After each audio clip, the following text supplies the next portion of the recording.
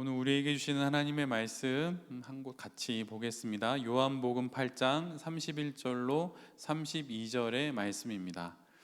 뒤에 나와 있는데요. 함께 한 목소리로 내용을 생각하면서 천천히 함께 봉독하겠습니다. 시작. 예수께서 자기를 믿은 유대 사람들에게 말씀하셨다.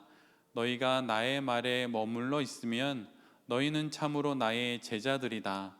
그리고 너희는 진리를 알게 될 것이며 진리가 너희를 자유롭게 할 것이다. 아멘. 제가 한번 다시 봉독해 드리겠습니다. 예수께서 자기를 믿은 유대 사람들에게 말씀하셨다. 너희가 나의 말에 머물러 있으면 너희는 참으로 나의 제자들이다. 그리고 너희는 진리를 알게 될 것이며 진리가 너희를 자유롭게 할 것이다. 아멘. 오늘은 요한복음의 말씀을 갖고 말씀 묵상 방법의 두 번째, 말씀 묵상 방법의 두 번째라는 제목으로 말씀을 함께 나누려고 합니다. 지난 시간에 여기까지 함께 나누었습니다. 그래서 예수님이 바쁘신 그 벅찬 하루하루를 살아가심에도 불구하고 저녁부터 새벽까지 수많은 사람들의 방문과, 목회자로 치면 신방이겠죠. 그렇게 신방을 하면서도 불구하고 늘 많은 사람들의 그 필요와 요구에 이렇게 대응할 수 있었고 채워줄 수 있었던, 그 가능했던 이유는 응축의 시간을 가지심으로 발산할 수 있었다고 하는 것이죠. 몇 번 기도에 관련된 이야기에서도 나누어 드렸지만 목회자들도 사람이라 실족합니다. 근데 목회자들이 가장 크게 실족하는 그 순간이 의외로 이렇게 막 방탕하게 사는 그런 순간이라기보다는 그분들의 어떤 수기나 글들을 읽어보면 대부분 많은 사역들을 감당하고 많은 필요를 채우고 나서 다 소진됐을 때 그때 유혹에 넘어지는 일들이 매우 많습니다. 그래서 응축되는 거 없이, 이제 밑에서 세 번째 문장에 나와 있는데요. 그러니까 응축하는 거 없이, 응축의 시간을 갖지 않고 발산의 시간들만 많이 이제 누리게 되면, 그걸 많이 감당하게 되면 결국은 소진이 되는 것이죠.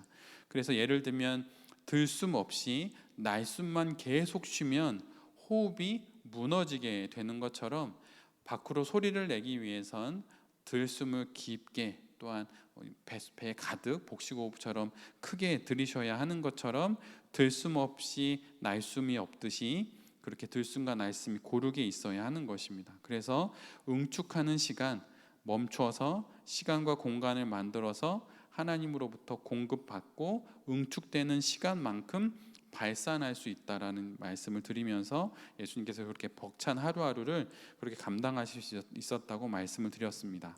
그래서 예수님은 마가복음 6장의 말씀처럼 너희는 따로 한적한 곳에 가서 잠깐 쉬어라 라고 이렇게 말씀하셨는데, 구별된 장소가 있었다는 이야기예요. 여러분, 지금 말씀 묵상에 대한 이야기를 계속 하는데 이 말씀 묵상을 저희가 첫 번째 할 때, 지금은 네 번째 시간인데, 기도에 관련된 이야기를 함께 나눌 때도 첫 번째 시간을 할 때는 좀 편하게 말씀드리면 조회수가 엄청 많지는 않지만 조회수가 이렇게 좀 많았거든요. 근데 뒤로 가면 갈수록 줄어듭니다. 그 이유가 여러 가지가 있겠지만 첫 번째는 그 이야기하는 내용들이 거의 비슷해요. 그러니까 새로운 게 사실은 없어요. 그러니까 기도를 해야 한다, 시간과 공간을 구별해서 기도를 하고 또 배운 거를 바로바로 실천에 옮겨야 한다, 이제 이런 이야기이고, 또 두 번째는 내가 실제로 그 기도를 하지 않기 때문에 이게 나의 일상 속에 이렇게 착착 달라붙고 안착되고 이렇게 부착되는 느낌이 없으니까 지속하지 못하는 것입니다. 오늘 아침에 제가 읽었던 그리스도를 본받아라고 하는 그 책에 어떤 한 문장이 나왔는데, 한 영혼이 성장하고 발전하기 위해서는 나의 나태한 생활을 방치하지 않아야 한다, 이런 식의 문장이 있었어요. 근데 그 문장을 봤을 때 저에게 크게 다가왔던 단어는 방치라는 거예요. 그냥 내버려 두는 것을 통해서, 그냥 아무 손도 대지 않고 그냥 놔두는 것을 통해서 어떤 영적 성장과 성숙이 이루어지는 않는다고 아켄피스가 이렇게 얘기를 하더라고요.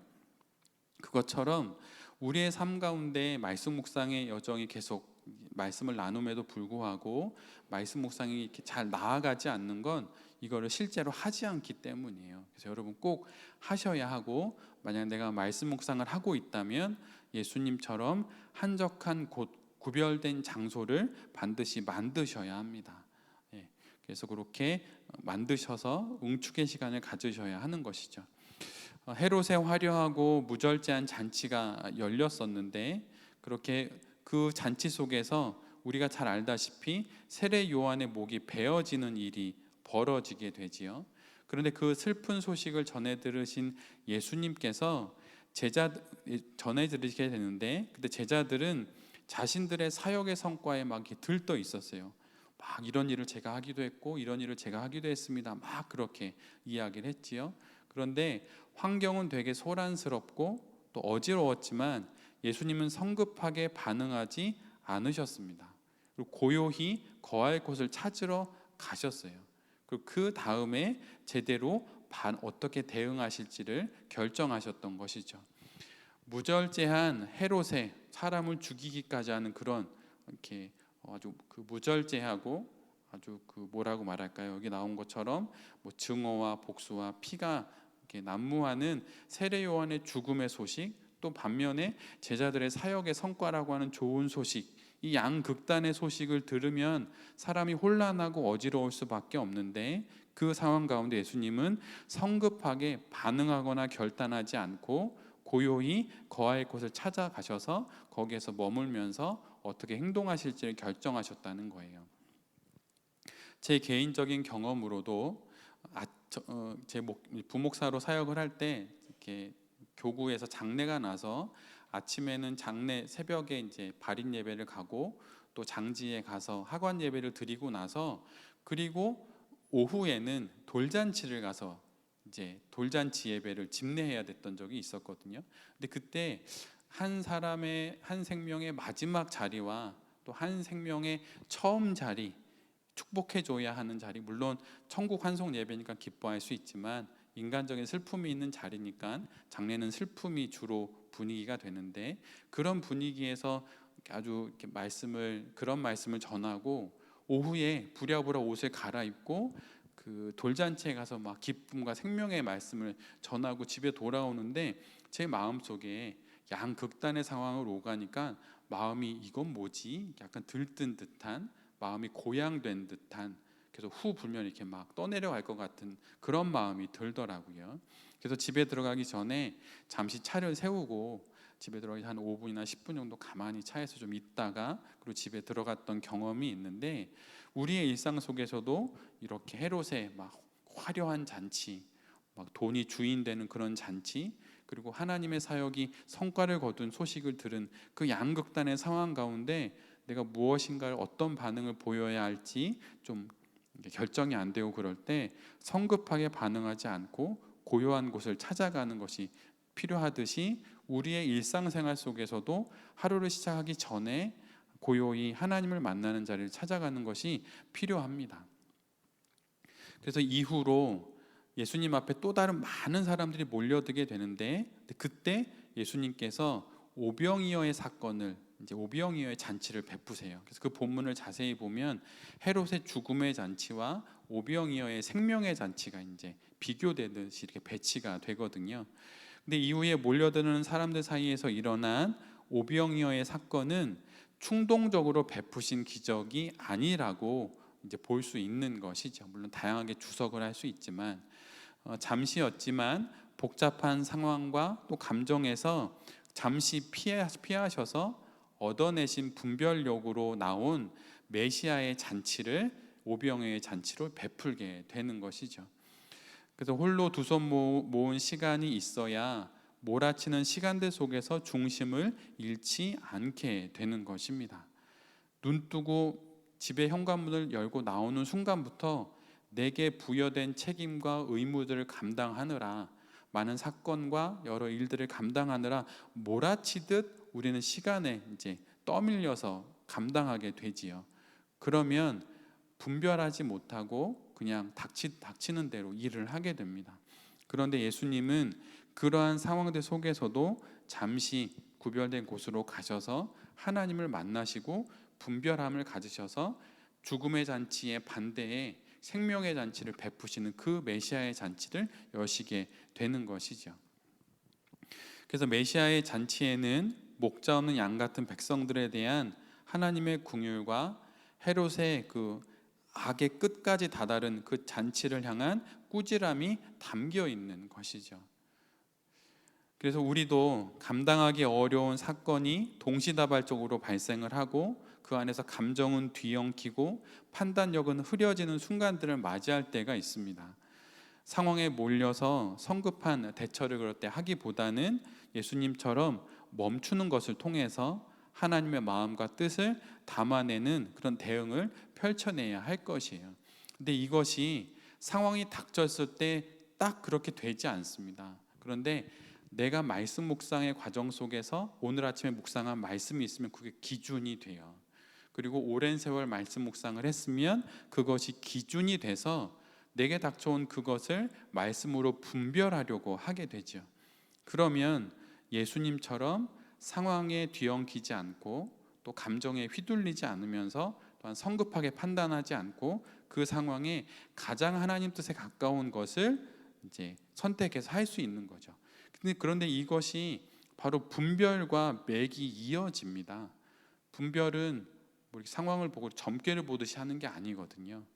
내가 묵상한 말씀으로 그 다음 스텝을 보는 거예요. 맥락으로 보는 건데, 그래서 말씀 묵상이 바로 그런 분별의 역할도 하는 게 되죠. 그래서 이렇게 오병이어와 또 오병이어 사건과 헤롯의 잔치 속에서 예수님의 이 응축의 시간을 가지시는 것을 우리가 보게 됩니다. 한번 여러분 스스로에게 물어보세요. 나의 일상 중에 거룩한 멈춤을 위한 시간과 공간은 어떻게 마련되어 있는지 한번 돌아보십시오. 만약 그런 시간이 없고 공간이 없다면 여러분 말씀 생활 지속하기 어려워요. 그 돌베이 교회 얘기를 잠시 해드리면, 돌베이 교회 어느 성도님은 이 말씀을 보고 계실 수도 있는데, 성도님은 말씀 묵상에 관련된 이야기를 시작하고 제가 말씀 묵상 일기를 쓰셔야 됩니다라고 이렇게 권면해 드렸더니 노트를 하나 사시고 펜을 사셔서 말씀 묵상 일기를 쓰신다 하더라고요. 그렇게 하시면 그럼 되는 겁니다. 노트 한 권, 펜 하나, 시간과 공간 구별해서 멈추는 것으로 벌써 말씀 묵상이 진일보한 거예요. 예. 그리고 또한 또 다른 질문은, 새로운 시작을 위해 이러한 시간과 공간을 만든다면 언제 그리고 어디가 가장 좋겠습니까? 한번 생각해 보세요. 그런데 권면을 드리면 예수님이 말씀 묵상하시거나 기도하시는 그 복음서의 내용을 쭉 읽어보면 예수님은 늘 언제나 이른 새벽에 홀로 하셨어요. 그러니까 새벽 기도회에 참여하는 것도 물론 의미가 있지만 그거를 동기부여 삼아서 홀로 반드시 잘 기도해야 합니다. 그러니까 홀로 이른 새벽에, 아침에, 다른 것 보기 전에, 다른 것 듣기 전에, 다른 일 하기 전에 먼저 그렇게 하나님의 말씀을 묵상할 수 있는 시간과 공간을 가져보시는 것이 그 무엇보다 중요하다고 말씀드릴 수 있어요. 여러분 어떠신가요? 그런 시간이 있으신가요? 아니면 혹시 그런 공간이 있으십니까? 왜 나의 말씀 묵상 큐티는 지속되지 않지? 라고 생각하신다면 그런 시간과 공간이 없기 때문이에요. 그곳에 가면 자연스럽게 그냥 하게 되는 그런 것들처럼, 헬스장 가기 전까지 싫지만 가면 그냥 20-30분이라도 하고 나오게 되는 것처럼 그렇게 말씀 묵상을 위한 시간과 공간을 만들어 놓는 것이 가장 중요합니다. 그리고 혹시 그런 게 있으시면 주변에 난 그렇게 큐티한다고 말씀도 나눠주시면 좋을 것 같아요. 그럼 그게 좋은 동기부여가 됩니다. 교회에서 뭘 나눌까요? 교회에서 맨날 회의하고 막 정관 바꾸고 막 그런 회의만 하나요? 말씀 묵상 어떻게 하세요? 그럼 전 이렇게 합니다. 이렇게 매일 아침 새벽에 매일 성경으로 이렇게 해요. 어떻게 하시는데요? 전 이렇게 간단하게 합니다. 아, 그래요? 그렇게 해야 그 교회가 말씀으로 가는 교회죠. 그런 거 나누신 적 있으신가요? 혹시 교회에서 다른 분하고 큐티 어떻게 하는지 나눠보신 적 있으신가요? 많이 없으실 것 같아요. 예. 근데 그런 교회가 저는 좋은 교회가 될 수 있다고 생각합니다. 한 주 동안 일정한 시간과 장소를 정하여서 머물 수 있다면 가장 이상적이지요. 그런데 사람에 따라 몸 상태가 다르고 또 요일마다 월요일부터 토요일까지 아침 5시 이렇게 해놨는데 일어나 보니 7시일 수도 있고 아니면 뭐 새벽에 출장 갈 수도 있고 그렇죠. 그러면 그 몸 상태나 생활 여건상 그것이 어려울 수도 있어요. 근데 그럴 때는 좀 유연하게 요일별로 가능한 시간과 공간을 마련하는 방법도 얼마든지 가능합니다. 여러분 오래 하기 위해선 좀 유연해야 돼요. 유연한 게 오래 갑니다. 그래서 뭐 매일매일 스케줄을 짤 수 있겠지만 월요일 날 아침 6시 하려고 했는데 주일 스케줄이 넘어오면서 못했다 그러면 월요일 저녁에라도 할 수 있으면 되는 거죠. 중요한 건 하는 것이지 그게 뭐 시간을 꼭 지키는 것 이거보다 더 중요한 건 하는 것입니다. 그래서 중요한 것은 지혜를 발휘하여서 매일의 삶에 거룩한 멈춤을 만들어낼 시간과 장소를 확보하는 것입니다. 이거는 본인이 하는 거예요. 본인이 하는 것입니다. 그래서 시간과 장소를 꼭 잘 확보하셨으면 좋겠어요. 예. 두 번째로는 기도하기인데요. 우리가 멈추는 이유는 단순히 정지하는 게 아니라 하나님의 말씀을 잘 듣기 위한 것입니다. 왜 멈추셨나요? 듣기 위해 멈추는 거예요. 그러면 멈췄다면 들을 수 있는 은혜를 구해야 합니다. 그냥 공부하듯이 하는 게 아니고 하나님의 은혜를 구해서 이 말씀을 통해 나를 읽으시고 내게 말씀하시는 하나님의 말씀을 듣기 위한 거죠. 저도 매일 설교를 하는데 새벽 기도 설교를 막 몰아서 준비하다 보면 정말 공부하듯이 하게 될 때가 있거든요. 근데 그렇게 하고 나면 제 안에 일어나는 첫 번째 감정은 뭐냐면 너무 냉랭한 거예요. 소진되고 말씀을 먹으면 부드러워져야 되는데 부드러워지기보다는 말씀을 공부하듯이 해버려서 말씀이 냉랭합니다. 제 속에서. 그리고 소진이 돼요. 그런데 기도로 말씀 묵상을 하게 해 나가면 말씀 묵상이 머리로 하는 게 아니고 마음으로 하는 거라 나의 마음을 터치하신 하나님의 그 말씀으로 인해서 사람이 부드러워집니다. 그래서 말씀을 묵상할 때는 반드시 하나님의 은혜를 구하는 기도를 드려야 한다는 거예요. 사무엘상 3장 10절에 사무엘이 이르되 말씀하옵소서 주의 종이 듣겠나이다. 하나님께서 어린 사무엘을 부르시는 본문이지요. 근데 그때 사무엘이 구한 게 듣는 은혜를 구했어요. 그리고 시편 119편 18절을 보면 내 눈을 열어서 주의 율법에서 하나님의 말씀에서 놀라운 것을 보게 하소서. 그러니까 말씀 속에서 나를 향한 말씀, 뭐 새로운 인사이트 이런 게 아니라 나를 향한 하나님의 말씀을 우리가 찾고 보는 거잖아요. 그래서 하나님의 율법에서 놀라운 것을 보게 하소서라는 보는 은혜를 구해야 한다는 거예요. 요한복음 14장 26절에 보면 보혜사 곧 아버지께서 내 이름으로 보내실 성령 그가 너희에게 모든 것을 가르치고 내가 너희에게 말한 모든 것을 생각나게 하리라. 가르쳐 주신 것을 생각나게 하는 깨닫게 하는 은혜를 구해야 한다는 것입니다. 그래서 듣는 은혜를 구하고 보는 은혜를 구하고 깨닫는 은혜를 구해야 한다는 거예요. 그래서 큐티를 할 때 말씀 묵상을 할 때 이 세 가지의 은혜를 구하는 거죠.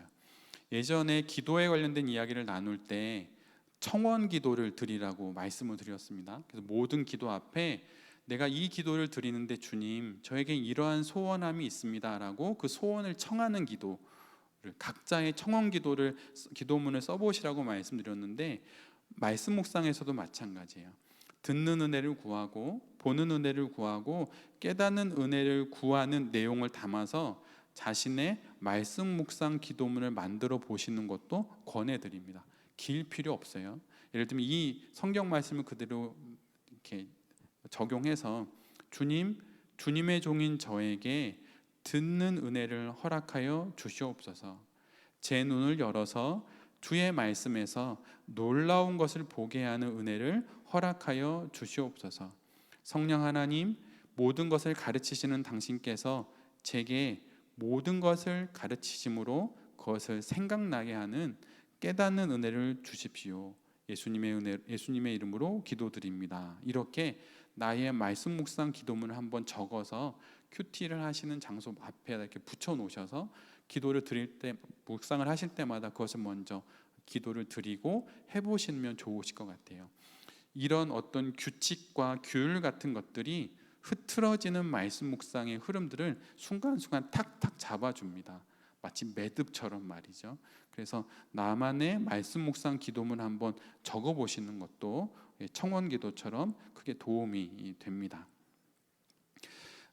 하나님께서 내 눈을 열어서 말씀의 경이로움을 볼 수 있게 하시기를 이제 기도하는 거죠. 하나님, 제 눈을 열어서 보게 해 주십시오. 그리고 하나님의 말씀은 성령의 감동으로 기록되었기에 우리가 그 말씀을 깨달아 살려면 성령의 조명하심, 깨우쳐 주심을 받아야만 하지요. 그럼 진리의 영이신 성령께서 진리의 교사로서 가르치고 깨우쳐 주시기를 구해야 하는 것입니다. 혼자 공부하는 게 아니에요. 귀납적 성경 공부하듯이 하는 게 아닙니다. 그런 형태가 큐티 안에 들어있기는 하지만 큐티는 말씀을 통해서 하나님이 날 만나주시는 거라 이런 걸 구하는 거죠. 성경을 읽을 때도 깨달은 말씀 읽은 대로, 깨달은 말씀대로 살기 위해 애쓸 때에도 성령의 도움 없이는 불가능합니다. 하나님이 도우시는 거죠. 그러므로 기도로 하나님의 도우심을 구하면서 말씀 묵상을 이제 해나가시면 이제 되는 것입니다. 그래서 멈춘다고 할 때 그 멈춤은 능동적으로 멈추는 거예요. 그 이유는 목적이 있기 때문입니다. 잠깐 멈추는 이유는 목적이 있는데 그 목적이 바로 뒤로 이어지는 머물기 위한 거예요. 우리가 멈추고 머물고 나아간다고 하는 세 가지의 과정으로 큐티를 말씀드렸는데, 우리의 멈춤이 능동적인 멈춤이 되는 이유, 그것은 바로 목적을 향하고 있기 때문인데, 그것은 바로 머물기라고 하는 그 머물을 위한 이제 멈춤이기 때문입니다. 이제 멈춤은 끝나고 이제 머춤으로 넘어가는데, 시 한 편을 잠시 읽어드리려고 하는데, 백무산이라고 하는 시인이 쓴 정지의 힘이라고 하는 시가 있어요. 제가 읽어드리면, 기차를 세우는 힘, 그 힘으로 기차는 달린다. 시간을 멈추는 힘, 그 힘으로 우리는 미래로 간다. 무엇을 하지 않을 자유, 그로 인해 무엇을 해야 할 것인지를 안다. 무엇이 되지 않을 자유, 그 힘으로 나는 내가 된다. 세상을 멈추는 힘, 그 힘으로 우리는 달린다. 정지에 이르렀을 때 우리는 달리는 이유를 안다. 씨앗처럼 정지하라. 꽃은 멈춤의 힘으로 피어난다. 기차가 아무리 빨리 달리고 멀리 달려도 멈추는 힘이 없으면 그건 달리는 것이 아니죠. 기차를 세우는 힘이 있어야 그래서 그 힘으로 기차는 이제 달릴 수 있게 되는 것입니다. 그리고 무엇을 하지 않을 자유, 난 거부해, 난 하지 않겠어 라고 말하는 그런 멈춤의 자유, 그걸 통해서 무엇을 해야 할 것인지를 알게 된다고 하는 것이죠. 사실 현대의 많은 그리스도인들이, 많은 사람들이 자신이 무엇을 해야 할지를 모르겠다라고 말하는데 정보가 없어서 그럴까요? 어린아이들은 그럴 수 있어요. 청소년까지, 아니면 대학생 초반까지 사회 경험이 없는 사람들은 무엇을 해야 할지 아직 정보가 없기에 그럴 수 있지만, 그 이상의 나이가 된다면 어쩌면 무엇을 하지 않을 자유, 그래서 멈추지 않기 때문에 내가 무엇을 진짜 원하는지 모를 수도 있는 것입니다. 그래서 정지의 힘, 멈춰서 오히려 내가 더 많은 것을 할 수 있다라고 하는 이 시인의 이 시도 한번 큐티 묵상 가운데 한번 잘 묵상해 보시면 좋을 것 같습니다. 그래서 이제 멈췄다가 이제 머물게 되는데, 달려다가 멈췄으니까 이제 그곳에 머물게 되는데, 그 머픔에선 두 가지가 있지요. 첫 번째는 읽기이고 두 번째는 묵상하기예요. 그래서 묵상은 멈춤에서 머물므로 이어집니다. 그럼 나아감으로 이어지는데 분주한 활동과 또 너무 많은 말을 멈추고 말씀하신 하나님 앞에 머물러야 합니다. 하나님은 성경을 통해 우리에게 말씀하기를 기뻐하심으로 성경 앞에 이제 머물러야 하는 것이죠. 우리가 하나님이 계시로 막 자연의 계시와 꿈으로 이렇게 막 말씀해 주신다고 하는데 그거는 거의 없는 일입니다. 저에게도 그런 경험이 있지만 저의 50평생에 그런 경험은 2번밖에 없어요. 25년에 1번입니다. 근데 매일 본다고 말하면 그건 좀 이상한 거죠. 일반적이지 않습니다. 신앙생활을 잘하고 싶으면 일반적인 이야기 속에 자신의 신앙의 결을 맞춰야지 특별한 이야기, 특이한 이야기 거기에 자꾸 나의 신앙을 맞추면 엇나갈 수 있어요. 아브라함도 성경을 읽어보면 그의 평생에 하나님을 직접 만났다고 기록하는 건 3번인가 4번밖에 안 나옵니다. 대략 30년에 1번씩이죠. 근데 꿈을 꿨다, 뭘 봤다 아닐 수 있어요. 그래서 그런 거를 분별하는 것이 중요하고 또 더 중요한 것은 이미 드러난 하나님의 계시인 성경을 통해서 우리가 하나님의 말씀과 마음과 뜻을 알아가는 거죠.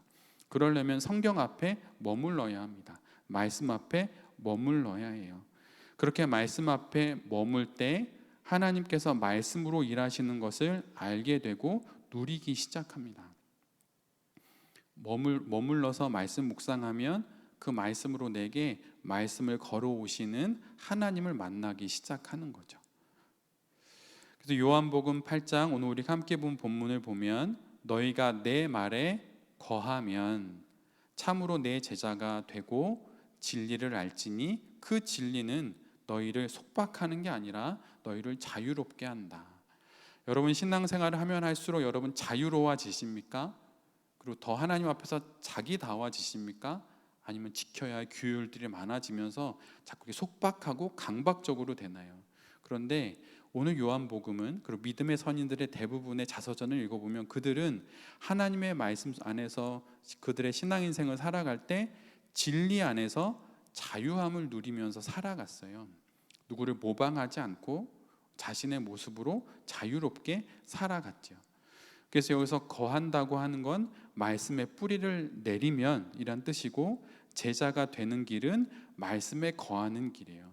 말씀을 보지 않고 말씀을 묵상하지 않고 말씀을 깊게 내 영혼에 받아들이지 않고 예수님의 제자는 될 수 없는 것입니다. 대학원이나 대학원 석박사 과정을 갈 때 어느 교수의 제자가 되지요. 그 스승의 가르침을 받는 거예요. 논문 이거 고쳐, 너무 길어, 고쳐, 이거 데이터가 잘못 해석됐어, 고쳐. 스승의 말을 다 듣습니다. 그래야 학위를 받을 수 있거든요. 제자가 되는 길은 스승의 말에 거하는 거예요. 예수님의 제자가 된다고 하는 건 그 말씀에 거하는 것입니다. 그 말씀에 거하면 그럼 어떤 일이 벌어지나요? 진리를 알게 돼요. 그럼 진리를 알게 되면 그 안에서 자유를 누리게 되는 거죠. 말씀 묵상을 하면 할수록 우린 자유로워집니다. 그래서 하나님 안에서 이건 하면 안 돼라고 하는 것들이 생각보다 많이 없어져요. 그런데 하지 않습니다. 내게 다 허락됐다고 다 하지 않아요. 왜냐하면 그것이 하나님 안에서 진리를 알게 된 내게 유익하지 않은 것을 알기 때문에 하지 않습니다. 나를 더 자유롭게 하는 그것을 선택해요. 그래서 그런 과정이 우리 가운데 말씀에 머무를 때 일어나게 됩니다. 근데 아직 청소년 아이들 또 유년실 아이들이 이걸 잘 모르죠. 이 말씀을 깊이를 잘 알아가면 정말 얼마나 행복하고 자유한지 알게 되는데 아이들에게도 그런 시간이 좀 필요한 것 같긴 해요. 여러분 한번 스스로에게 질문해 보시면 좋겠는데 나의 생각과 나의 마음이 자주 머무는 곳이 어디인가요? 여러분이 눈 떴을 때 하루를 지내면서 여러분의 생각이 제일 많이 머무는 곳, 나의 마음이 제일 많이 머무는 곳이 어디인가요? 과학자들의 이야기에 의하면 한 사람이 아침에 일어나서 저녁에 잘 때까지 하루에 10만 가지의 생각을 한대요. 정말 그렇게 많은 생각을 하나 그랬는데 그렇게 책에 적혀 있더라고요. 10만 가지의 생각을 하는데 그 생각은 다 어디에 머무는 것일까요? 그 마음은 다 어디에 머무는 것일까요? 여러분 한번 생각해 보세요. 여러분의 하루를 쭉 돌아보면서 나의 생각과 마음이 가장 많이 머무는 곳이 어딘지. 혹시 돈 관련된 이야기인가요? 아니면 정치 이야기인가요? 아니면 세상의 또 다른 어떤 사건과 사고에 관련된 이야기인가요? 물론 그런 것에 관심을 갖지 말라는 게 아니라 그것을 보더라도 하나님의 말씀의 관점으로 위의 사례를 내려다보듯 그걸 내려다봐야 그것이 분별이 되는 것입니다. 아까 예수 그리스도처럼 말이죠.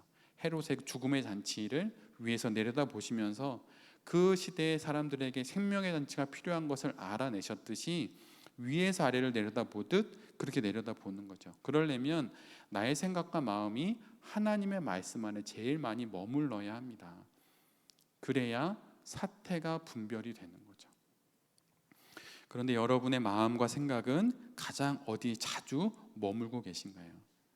혹시 인터넷 게임 같은 거, 모바일 게임에 많이 빠져 계신가요? 그런 분들 정말 많습니다. 교회 집사님들, 남자 집사님들. 그것 때문에 가정에 불화가 있는 분들도 많이 있죠. 계속 여러분 마음과 생각이 어디에 머물고 계신가요? 또 내 손과 눈, 또 내 발과 귀가 자주 머무는 곳은 어디인가요? 여러분의 손이 제일 많이 가는 것, 혹시 핸드폰, 카톡 이런 건가요? 유튜브? 아니면 여러분의 눈이 제일 많이 보는 것, 여러분의 발과 귀가 가장 많이 이렇게 가고 또 듣는 곳은 어디인가요? 한번 잘 생각해 보시길 바랍니다. 시간의 범위를 좁혀서 최근 며칠 동안이나 오늘 하루라도 한번 생각해 보시면 좋겠는데 내 생각과 마음 속에 자리 잡은 것이 무엇인지를 한번 돌아보십시오. 근데 이것이 사실 의식 성찰이거든요. 예전에 한번 나눴던 의식 성찰인데 내 생각과 마음이 가장 많이 자리했던 곳. 그러니까 이런 성찰을 통해 우리는 우리 스스로 내가 의식하지 못하는 사이에 무엇인가를 반복적으로 묵상하고 있음을 깨닫게 됩니다. 되게 희한한 게 내가 이것을 이렇게 많이 묵상했어? 라고 하는 게 있어요. 반복적으로 내가 그걸 생각하고 있다는 것을 알게 돼요. 심지어 자동적으로 내가 그것을 하고 있는 것을 말이죠. 또한 중요한 것은 묵상의 대상인데 묵상의 대상이 무엇이냐에 따라 그것이 만들어내는 결과도 다르기 때문이에요. 여러분 히키코모리처럼 운동용 외톨이처럼 있다가 어느 사람이 갑자기 나타나서 사람에게 상해를 입히고 나타나는 경우들이 있죠.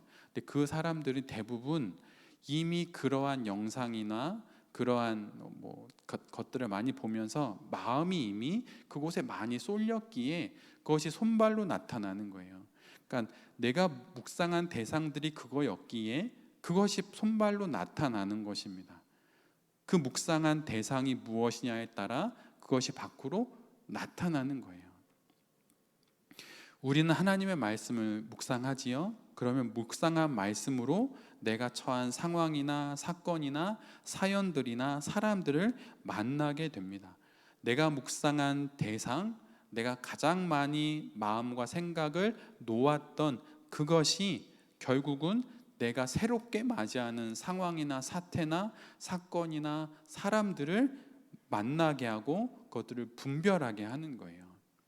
그래서 말씀 묵상이 많으신 분들이나 그런 분들을 보면 잘 외부적인 환경이나 사건들에 크게 요동하지 않습니다. 왜냐하면 아직 내가 잘 모르기 때문이기도 하고 그것을 분별하려면 시간이 필요하니까 잠깐 거리를 둬서 그거 사건과 밀착하지 않고 공간과 여유를 만들어서 그 안에서 그 사태를 분별하기 위함이에요.